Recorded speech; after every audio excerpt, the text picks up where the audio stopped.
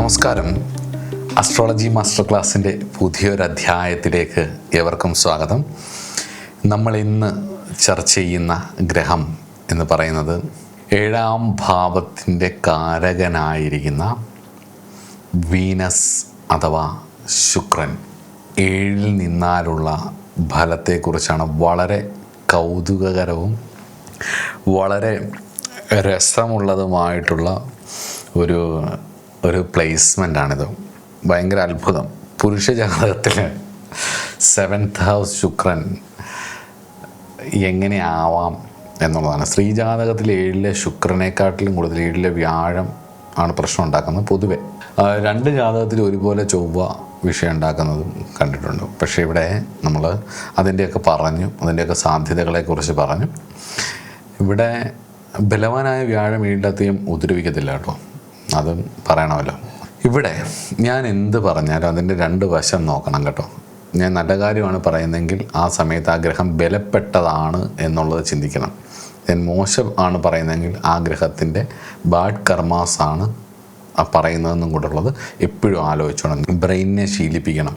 നമ്മൾ പഠന സമയത്ത് നിരന്തരമായിട്ട് ശീലിക്കണം. അതായത് ഒരു വിഷയത്തിൻ്റെ നല്ല കാര്യങ്ങൾ പറയുമ്പം, സൽക്കാര്യങ്ങൾ പറയുന്ന സമയത്ത് അത് ആ ഗ്രഹത്തിൻ്റെ പൂർണ്ണ ബലത്തെയും അല്ലെങ്കിൽ ആ ഗ്രഹത്തിൻ്റെ കാരകത്വവുമായി ബന്ധപ്പെട്ടിട്ടുള്ള സുഹൃതകർമ്മങ്ങളുടെ ബാഹ്യാവിഷ്കാരത്തെയും അതുപോലെ തന്നെ ഒരു ഗ്രഹത്തിൻ്റെ നെഗറ്റീവായിട്ടുള്ള ഈവിൾ എഫക്റ്റാണ് ഞാൻ പറയുന്നതെന്നുണ്ടെങ്കിൽ ആ ഗ്രഹത്തിൻ്റെ തന്നെ ദുഷ്കർമ്മങ്ങളുടെ പാസ്റ്റ് ലൈഫിൻ്റെ ബാഡ് ഡെപ്റ്റുകളുടെ മാനിഫെസ്റ്റേഷനുമാണ്. അത് എങ്ങനെയാണ് തോട്ടിലൂടെ സംഭവിച്ചത് മാനിഫെസ്റ്റ് ചെയ്യുന്നതെന്നും കൂടിയാണ് പറയുന്നത്.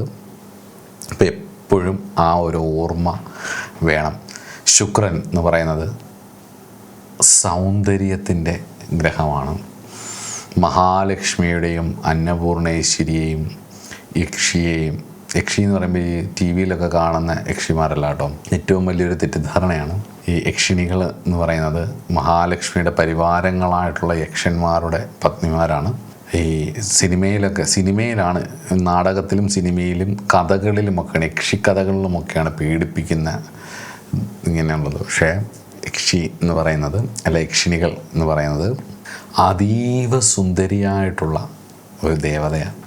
അതീവ സുന്ദരി എന്ന് പറഞ്ഞു കഴിഞ്ഞാൽ അതിസുന്ദരിയായിട്ടുള്ള ദേവതയാണ്. തോഴിമാരോടൊപ്പം എപ്പോഴും സൗന്ദര്യ വർധന വസ്തുക്കളൊക്കെ ഉപയോഗിച്ച്, അല്ലെങ്കിൽ കണ്ണാടിയിലൊക്കെ നോക്കി കുറിയൊക്കെ തൊട്ട്, അല്ലെങ്കിൽ തോഴിമാരോടൊപ്പം ചെമ്പകവനത്തിൻ്റെ നടുക്ക് സിംഹാസനത്തിലൊക്കെ ഇരിക്കുന്ന അതീവ സുന്ദരിയായിട്ടുള്ള ഒരു ദേവതയാണ്. മഹാവിദ്യയല്ല കേട്ടോ, യക്ഷിണി ഒരിക്കലും മഹാവിദ്യയല്ല.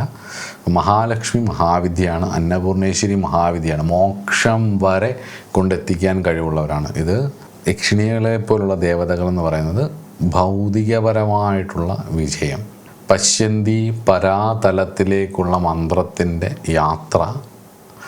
ഈ ദേവതകളുടെ മന്ത്രങ്ങളിലൂടെ പോയാൽ ആ സോളിന് ആ തലത്തിലേക്ക് പോകാൻ കഴിയില്ല.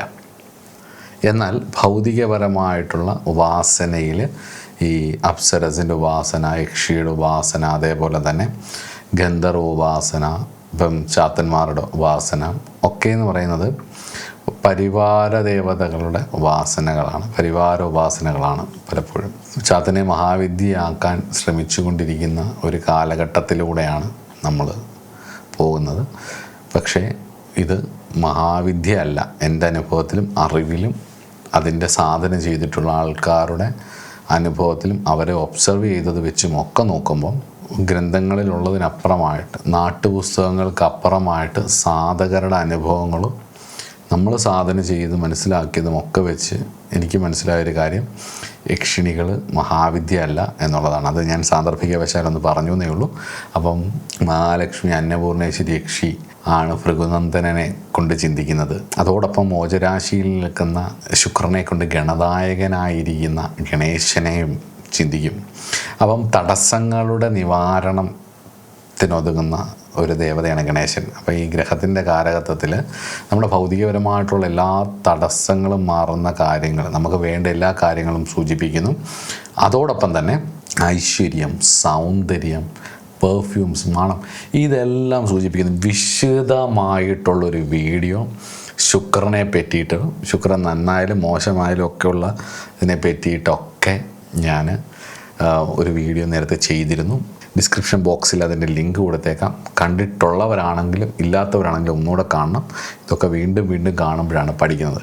അപ്പോൾ അസ്ട്രോളജി മാസ്റ്റർ ക്ലാസ്സിൻ്റെ ഇന്നത്തെ അധ്യായത്തിലേക്ക് ഏവർക്കും സ്വാഗതം.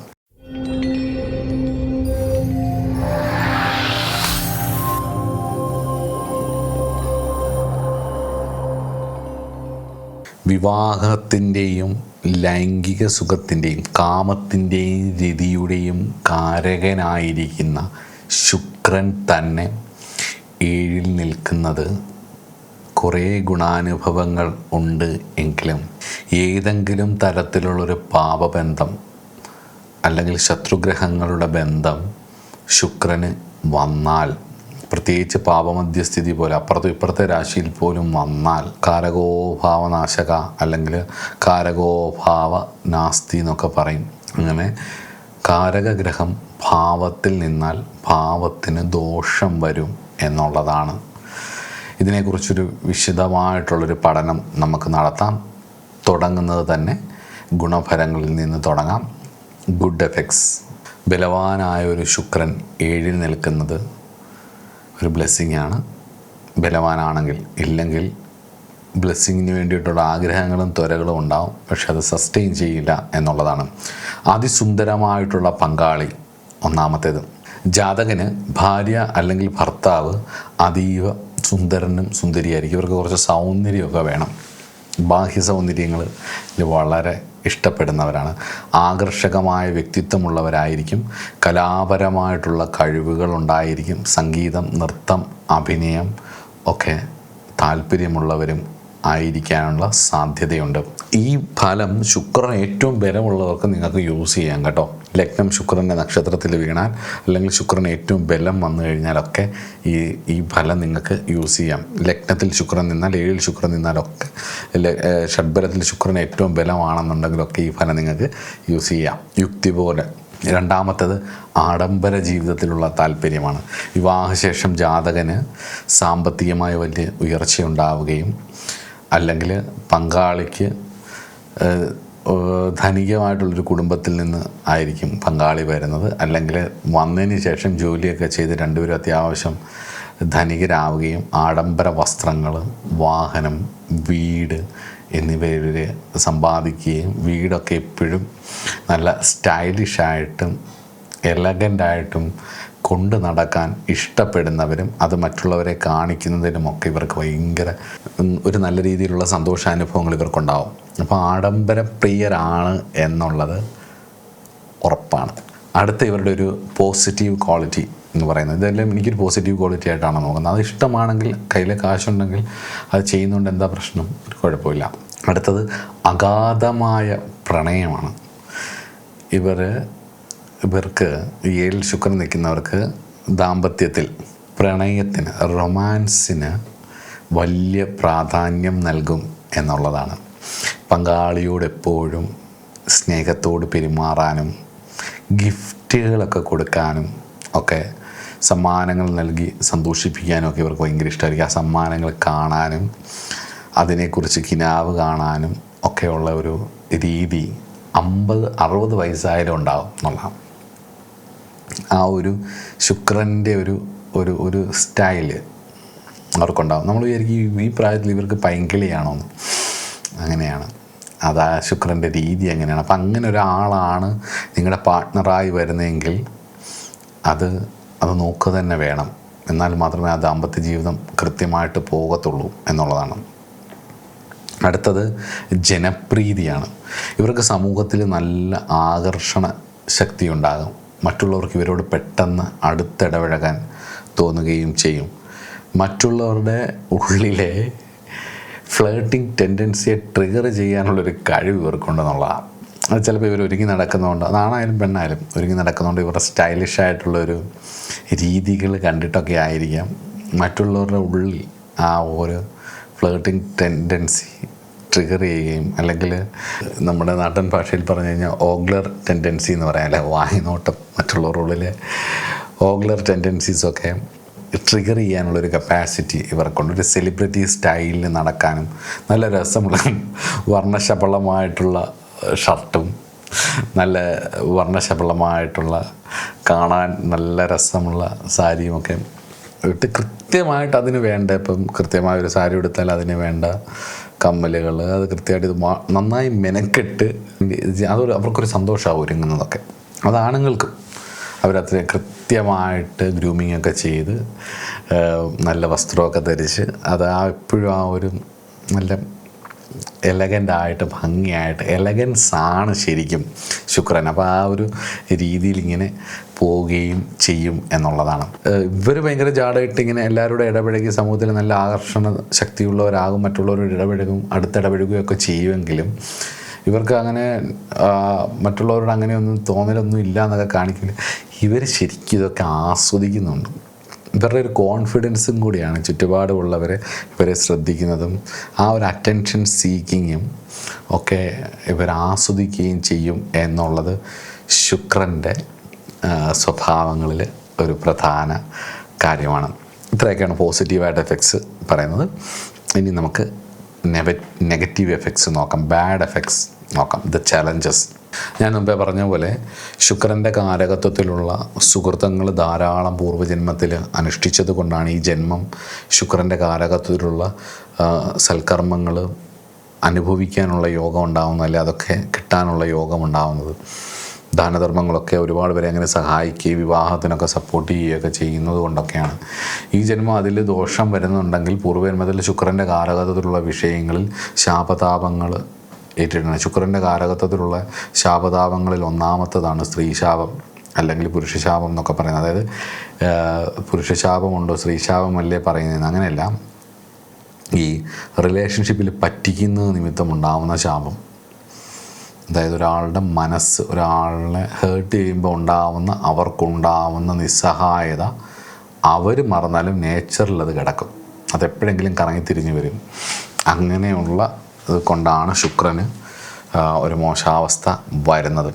അതുകൊണ്ടാണത്രയും ശുക്രൻ 7-ൽ മോശമായിട്ട് വരുന്ന പൂർവ്വജന്മത്തിലെ സ്ത്രീശാപമോ, സ്ത്രീജാതകത്തിലാണെങ്കിൽ പൂർവ്വജന്മത്തിലെ പുരുഷശാപമോ അല്ലെങ്കിൽ പാർട്ട്ണറിൻ്റെ ശാപമോ ആണ്, ചതിച്ചതിൻ്റെ ശാപമാണ് ഈ ജന്മം. അങ്ങനൊരു ശാപമേൽക്കാനോ അല്ലെങ്കിൽ വിവാഹം ദാമ്പത്യ ജീവിതം ഭംഗിയായി പോകാതിരിക്കാനോ ഉള്ളൊരു സാധ്യത മോശമായൊരു ശുക്രൻ 7th ഹൗസിൽ നിന്നാലുണ്ടാവും. അതിനെ കാരകോ ഭാവ നാസ്തി അല്ലെങ്കിൽ കാരകോ ഭാവ നാശക എന്നൊക്കെ പറയും, അല്ലെങ്കിൽ കാരകോ ഭാവനാശ എന്നൊക്കെ പല രീതിയിൽ ഇതിൻ്റെ പ്രമാണങ്ങൾ പല ഗ്രന്ഥങ്ങളിൽ പല രീതിയിൽ പറയും. അപ്പം അത് എങ്ങനെയാണ് ആ ചലഞ്ചസ് വർക്ക് ചെയ്യുന്നത് എന്നുള്ളത് നമുക്ക് നോക്കാം. ഒന്നാമത്തേത് അമിത പ്രതീക്ഷകളാണ്. പങ്കാളി എപ്പോഴും സിനിമയിലെ കാമുകനെ പോലെ അല്ലെങ്കിൽ കാമുകിയെ പോലെ പെരുമാറണം എന്നിവർ ആഗ്രഹിക്കും. ജീവിതത്തിലെ ചെറിയ പ്രശ്നങ്ങൾ പോലും ഇവർക്ക് വലിയ നിരാശയുണ്ടാക്കും. ബുധൻ്റെ ഇൻഫ്ലുവൻസസ് ഒക്കെ വന്നു കഴിഞ്ഞ് കഴിഞ്ഞാൽ സ്കേർസിറ്റി എന്ന് പറയും, അതായത് ഭയം ആണത്. ശരിക്കും പറഞ്ഞു കഴിഞ്ഞ് കഴിഞ്ഞാൽ ഇമോഷണൽ സെൻസേഷൻസ് ഓഫ് ഇൻസെക്യൂരിറ്റി എന്ന് പറയാം.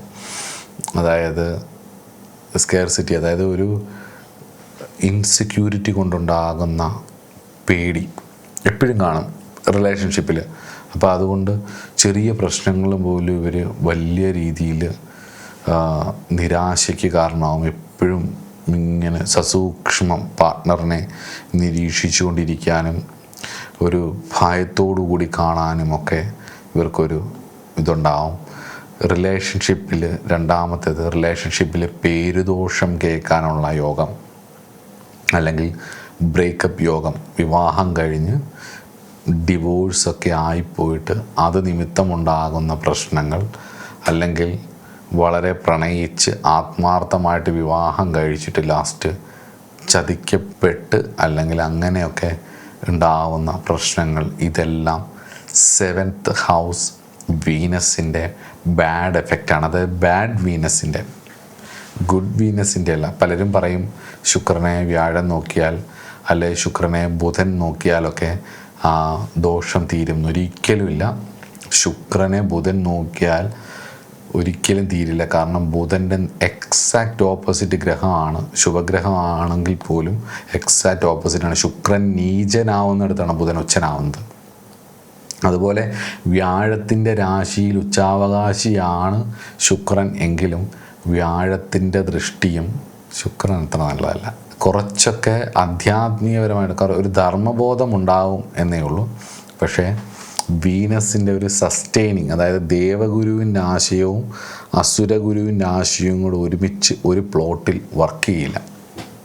രണ്ടും രണ്ട് രീതിയിലാണ് വരുന്നത്. അപ്പോൾ അതുകൊണ്ട് വ്യാഴദൃഷ്ടി വന്നാൽ, അപ്പം പ്ലോട്ടെന്ന് പറയുന്നത് 7th ഹൗസ് ആയതുകൊണ്ട് ദേവഗുരുവിൻ്റെ ആശയവും അസുരഗുരുവിൻ്റെ ആശയവും ഒരുമിച്ച് അവിടെ വർക്ക് ചെയ്യുന്നില്ല എന്നുള്ളത് കൊണ്ട് തന്നെ വിവാഹേതര ബന്ധങ്ങൾക്കുള്ള സാധ്യത ഉണ്ട് എന്നുള്ളതാണ് രണ്ടാമത്തെ ബാഡ് എഫക്റ്റായിട്ട് എനിക്ക് തോന്നിയിട്ടുള്ളത്. ശുക്രൻ കാമത്തിൻ്റെ ഗ്രഹമാണ്, രതിയുടെ ഗ്രഹമാണ്. ജാതകത്തിൽ ശുക്രന് ബലം കുറവാവുകയും പാപഗ്രഹത്തിൻ്റെ സ്വാധീനമോ വരികയാണെങ്കിൽ ചൊവ്വ അല്ലെങ്കിൽ ഏതെങ്കിലും തരത്തിൽ, ഞാനിപ്പോൾ പറഞ്ഞല്ലോ, സൈക്കോളജിക്കലായിട്ട് നിങ്ങൾ ചിന്തിക്കണം. ആ ഗ്രഹത്തിൻ്റെ സ്വഭാവം വെച്ചിട്ട് പാപഗ്രഹം എന്ന് പറയുമ്പം നിസർഗ പാപനും എന്നല്ല അത് ചിന്തിക്കേണ്ടത്. ഓരോ ഗ്രഹത്തിനും ഓരോരുത്തരാ പാപം. വ്യാഴത്തിന് ബുധൻ ഇഷ്ടമല്ല, ബുധന് എന്ന സമനാണ്. തിരിച്ച് ശുക്രന് വ്യാഴത്തോട് അത്ര വലിയ കുഴപ്പമില്ല, പക്ഷെ വ്യാഴത്തിന് കണ്ണെടുത്താൽ കണ്ടുകൂടാ ശുക്രനെ. അപ്പോൾ ശുക്രനും ബുധനും ഉച്ചാവകാശം നോക്കുമ്പോൾ തിരിഞ്ഞും മറിഞ്ഞുമാണ് നോക്കുന്നത്. അതുപോലെയാണ് ശനിയും രവിയും തമ്മിൽ. ശനിക്ക് ഒട്ടും ഇഷ്ടമല്ല രവിയെ, രവിക്ക് ഒട്ടും ഇഷ്ടമല്ല ശനിയെ. അവരുടെ ബലം രണ്ട് എക്സ്ട്രീമിസമാണ്, രണ്ട് തലമാണ്, രണ്ട് രീതിയാണ്, രണ്ട് വേൾഡാണ്. അവരെ കൊണ്ടുവന്നൊരു പ്ലോട്ടിൽ കൊണ്ടുവന്ന് ഇടുമ്പം ഉണ്ടാകുന്നൊരു പ്രശ്നം എന്ന് പറയുന്നത് അതിൻ്റെ ഒരു പെർമ്യൂട്ടേഷൻ കോമ്പിനേഷൻസ് നമുക്കൊരു പരിധി കൂടുതൽ പഠിപ്പിക്കാൻ പറ്റില്ല. അത് നിങ്ങൾ യുക്തി കൊണ്ട് മനസ്സിലാക്കിക്കണം. ഇപ്പോൾ ഇവിടെ നമ്മൾ ശുക്രന് വിലക്കുറവ് വരികയും രാഹുവിൻ്റെയോ ചൊവ്വയുടെയോ ഒക്കെ ഒരു സ്വാധീനം വന്നാൽ ഇവർക്കൊന്നിലധികം ബന്ധങ്ങൾ, എക്സ്ട്രാ മാരിറ്റൽ അഫയേഴ്സിന് താല്പര്യമുണ്ടാവും എന്നുള്ളത് ഉറപ്പാണ്. അവർക്കൊരു താല്പര്യം തോന്നാം.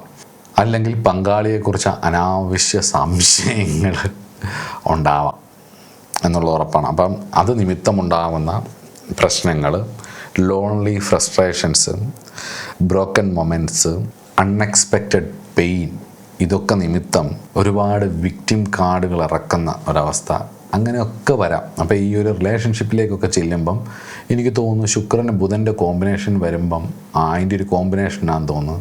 റൊമാൻസിലെ വിക്ടിം കാർഡ് എന്ന് പറയുന്നതും റൊമാൻസിലെ ഗോസിപ്പ് ഇഷ്ടപ്പെടുന്നതുമൊക്കെ ശുക്രൻ്റെ ഒരു ബുധൻ്റെ കോമ്പിനേഷനാണ് എന്നാണ് എൻ്റെ ഒരു തോന്നൽ. കാരണം ഗോസിപ്സ്, ഹാസ്യം, ഇതിൻ്റെയൊക്കെ ആൾ ബുധനും, കമ്മ്യൂണിക്കേഷൻ്റെ ആൾ ബുധനും, ശുക്രൻ റൊമാൻസാണ്. അപ്പോൾ ഇത് രണ്ടിൻ്റെയും കൂടെ ഒരു വല്ലാത്ത രീതിയിലുള്ള ഒരു കോമ്പിനേഷൻ ആയിരിക്കാം.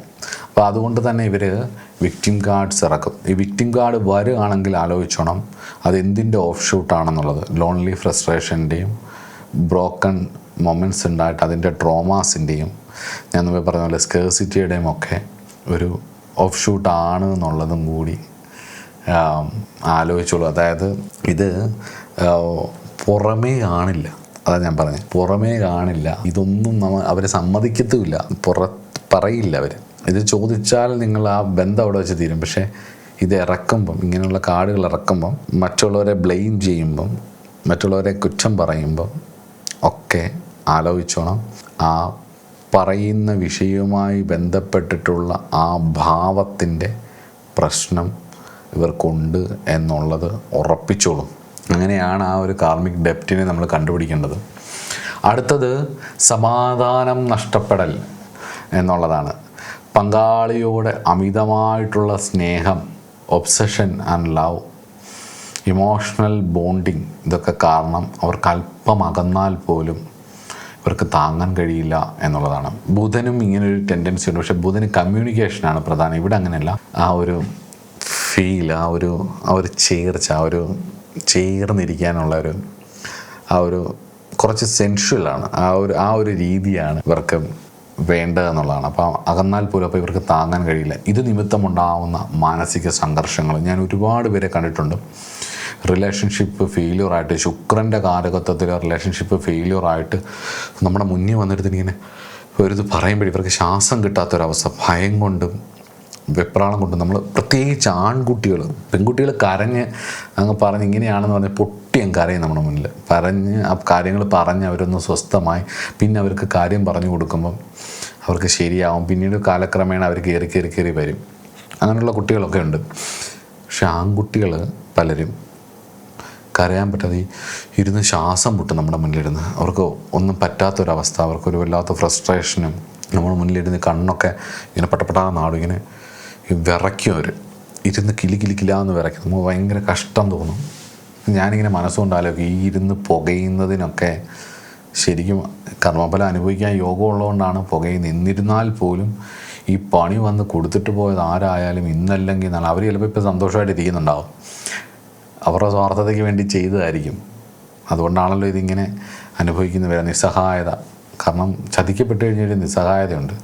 ഒന്നും ചെയ്യാനൊക്കത്തില്ല, അവിടെ ഇരിക്കും. അവർക്ക് പറയാനും ന്യായങ്ങളുണ്ടാവും കേട്ടോ. പക്ഷെ എന്നിരുന്നാൽ പോലും അത് എപ്പോഴും ഇംഗ്ലീഷിൽ പറയുന്നൊരു കാര്യമുണ്ട്. ഈ ഒരു പ്രാവശ്യം ചതിച്ചാൽ അത് ഒരു സ്റ്റേറ്റ്മെൻറ്റായിട്ട് പറയുന്നത് ഞാൻ കേട്ടിട്ടുണ്ട്. ഒരു പ്രാവശ്യം ആണെന്നുണ്ടെങ്കിൽ അത് ചിലപ്പോൾ അത് സാഹചര്യം കൊണ്ട് സംഭവിച്ചു പോകുന്നതായിരിക്കും. മനുഷ്യനല്ലേ, അതിനെ കൺസിഡർ ചെയ്യാം. നിരന്തരമായി അത് ചെയ്യുകയാണെങ്കിൽ, ബോധപൂർവം ചെയ്യുകയാണെങ്കിൽ അത് അവരുടെ ക്യാരക്ടറാണെന്നുള്ളതാണ്. അങ്ങനെയുള്ളവരോട് എനിക്ക് പറയാനുള്ളത്, ഈ ഒരു ബുക്കിനകത്ത് കണ്ട ഒരു സ്റ്റേറ്റ്മെൻറ്റാണ്. അത് കൊള്ളാം.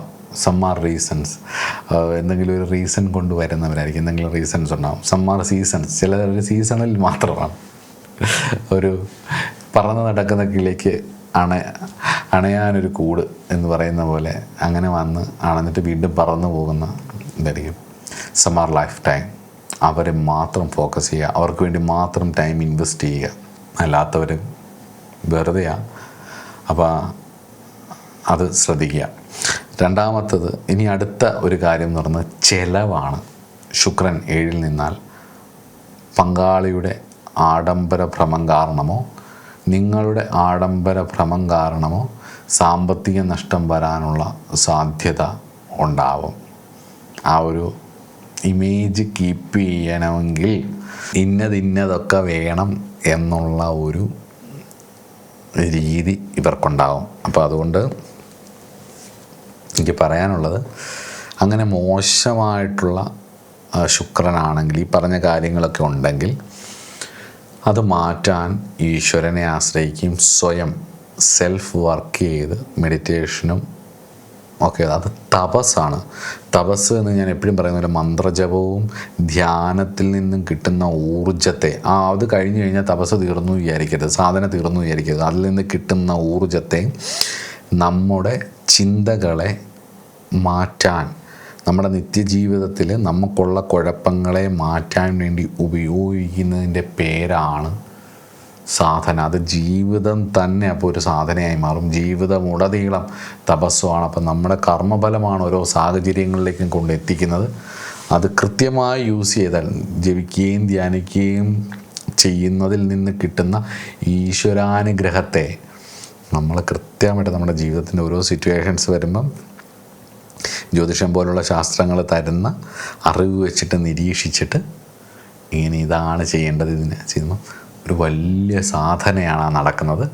ആ സാധനയിലൂടെ മുന്നോട്ട് പോകുമ്പം തപസ്വികളാവും. തപസ്വികളുടെ ജീവിതം അത്ഭുതാവഹമായിട്ട് ഉയരും, ഭൗതികപരമായിട്ടും ആധ്യാത്മികപരമായിട്ടും. അപ്പം ഇതാണ് ശുക്രനെക്കുറിച്ച് പറഞ്ഞ പോസിറ്റീവായിട്ടുള്ള കാര്യങ്ങളും നെഗറ്റീവായിട്ടുള്ള കാര്യങ്ങളും. അടുത്തത് karmic connection in relationship, 7th house വീനസിൻ്റേത് അടുത്ത ക്ലാസ്സിൽ നോക്കാം. അടുത്ത ക്ലാസ്സിൽ പോരെ. അടുത്ത ക്ലാസ്സിൽ നമുക്ക് വിശദമായിട്ട് അതിനെപ്പറ്റി ചർച്ച ചെയ്യാം. നമസ്കാരം.